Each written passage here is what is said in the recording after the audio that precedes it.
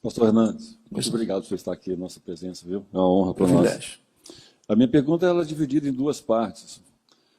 Uma realidade nossa aqui, no mundo, eu creio, é a família que eu chamo mosaica. Ela é remendada, vinda, oriunda de 2 casamentos, filhos de uma parte, da outra parte. Então, a minha pergunta é a seguinte: de que forma o senhor vê que a igreja pode receber e ajudar essas famílias? E como que, no caso, as diferentes doutrinas que estão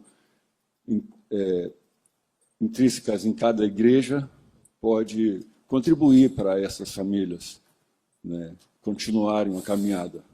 Obrigado pela sua pergunta. Veja bem, qualquer igreja evangélica pressupõe que ela tem a Bíblia como sua única regra de fé e prática. Se não tem, não pode ser chamada de uma igreja evangélica. Então, o que a Bíblia diz é que Deus instituiu o casamento.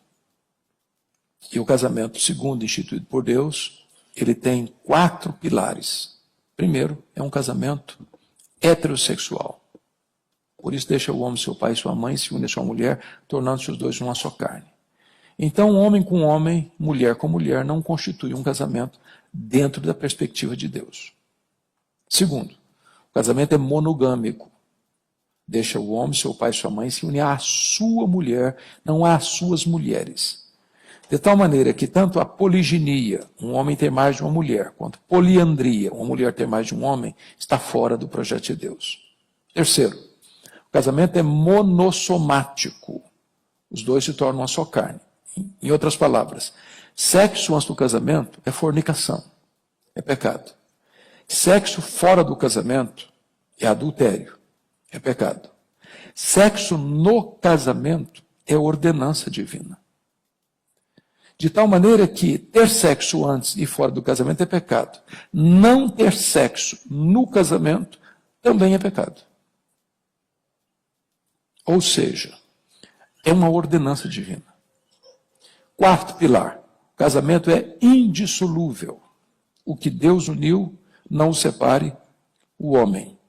A palavra homem, aí no grego, está no neutro.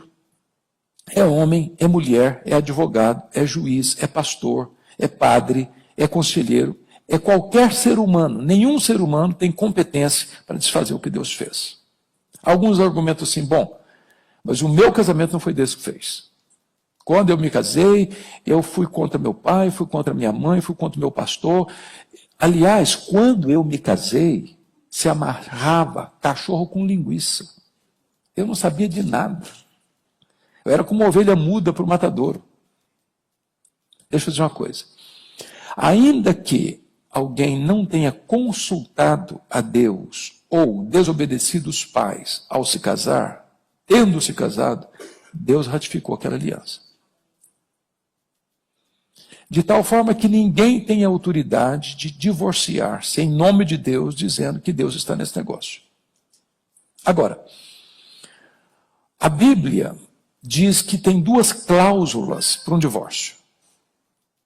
E isso está na nossa confissão de fé, como símbolo de fé. Primeiro, infidelidade conjugal. Mateus 19, 9. Ou seja, quando um cônjuge é traído, seja ele o homem, seja ela a mulher, a pessoa traída pode se divorciar. Não está dizendo que deve. O divórcio não é ordenança. O divórcio é permissão. Deus não instituiu o divórcio, Deus instituiu o casamento.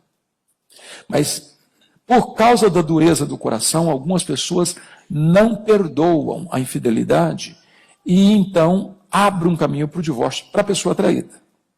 Segunda cláusula é abandono irremediável. 1 Coríntios 7, versículo 15. Quando José e Maria, hipoteticamente, se casam. E o José diz para Maria assim, Maria, eu não quero mais ficar casado. Eu não quero morar com você mais. Eu não quero ficar mais com você. Eu vou embora. Sai de casa, arruma as malas e some. A Maria que foi abandonada não está obrigada a viver debaixo desse jugo. Porque o José que estava casado com ela não quer mais ficar casado com ela. Abandonou-a. Então ela está livre. Ou vice-versa. Se foi a Maria que abandonou o José está livre. Portanto, o Novo Testamento estabelece essas duas cláusulas exceptivas. Ou adultério ou abandono. Mas aí vem uma questão que eu acho que está dentro da sua pergunta. A pessoa disse, bom pastor, mas e o meu caso? Não teve infidelidade, não teve abandono. Só que eu já estou divorciado e eu já estou casado de novo. E o que eu faço agora? Não tem saída para mim? Não tem cura para mim? Estou condenado? Estou perdido? Veja bem, essa é uma situação que não tem consenso entre os evangélicos. Entretanto, nós entendemos, e eu não conversei com o meu pastor aqui para saber a posição dele, mas eu creio que ele deva pensar como eu, é que só existe um pecado sem perdão, que a Bíblia menciona. Esse pecado chama-se blasfêmia contra o Espírito Santo. Em outras palavras, também é dito em Hebreus 6, 4 a 6, que é a apostasia, é um abandono irreversível, deliberado, consciente, afrontoso à fé cristã. Alguém que um dia professou a fé cristã, que foi membro da igreja, que foi batizado, que frequentou a igreja, que às vezes até pregou, que até foi líder da igreja, e que depois vira as costas. Eu não creio mais, eu abomino isso. Que rejeita Cristo, escarnece da graça, pisa o evangelho. Essa pessoa que caiu assim, não tem mais arrependimento para a vida. Por quê? Porque nunca houve nela sinais de arrependimento, não houve nela qualquer disposição de quebrantamento, de arrependimento. Mas imagine um casal que se divorciou por outros motivos, ou porque não eram crentes ainda, ou porque estavam muito fracos na fé e não pautavam a sua vida pelas Escrituras, ou porque não receberam devida orientação na época que tomaram essa decisão, mas que tomaram a decisão. Se divorciaram. E que vieram casar de novo, a constituir nova família, outros filhos. Então, o que fazer?